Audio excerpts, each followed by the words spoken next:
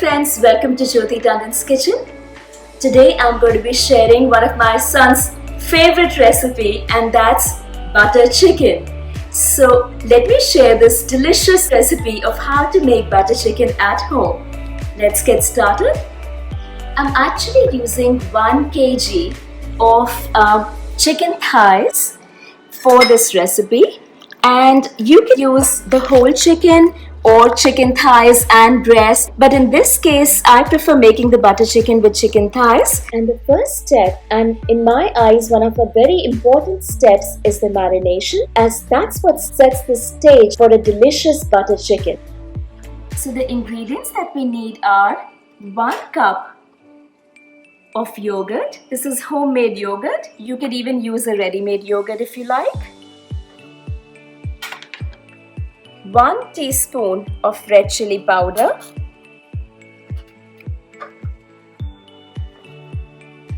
2 teaspoons of salt, a pinch of turmeric. I also have some Kashmiri chili because this gets a beautiful color to the butter chicken, which I'm also going to add to the chicken itself. Here I have my own home ground garam masala.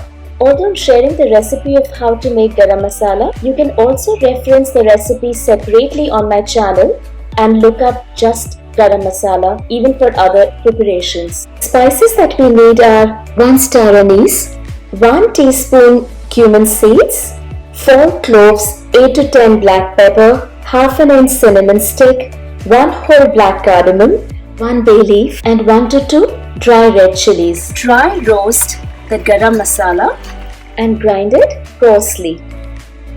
I'm also adding 1 tablespoon of fresh garam masala to the marination. I'm going to give it all a good stir and mix it up.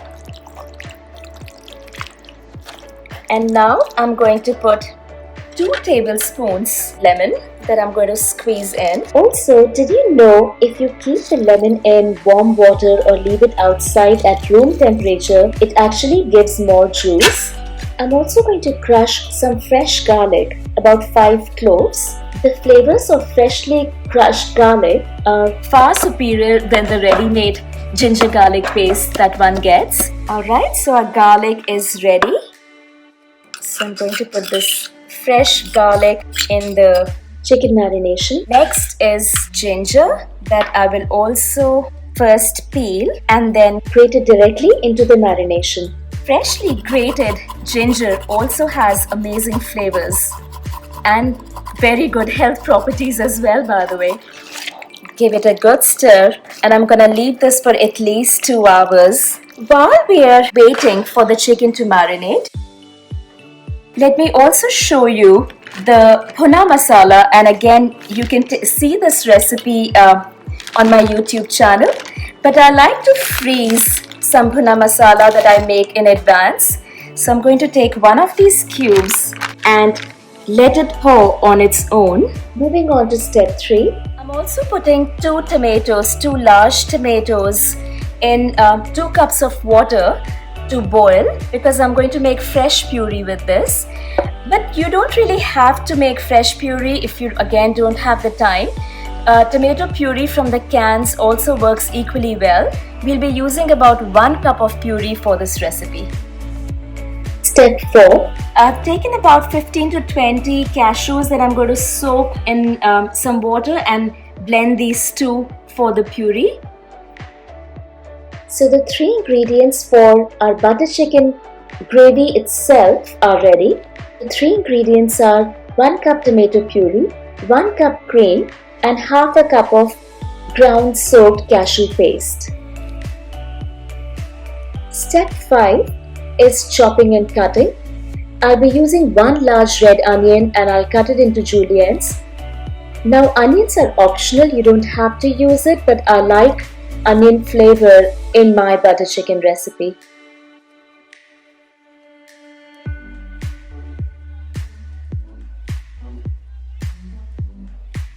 Step 6, and now we are moving on to making the butter chicken itself.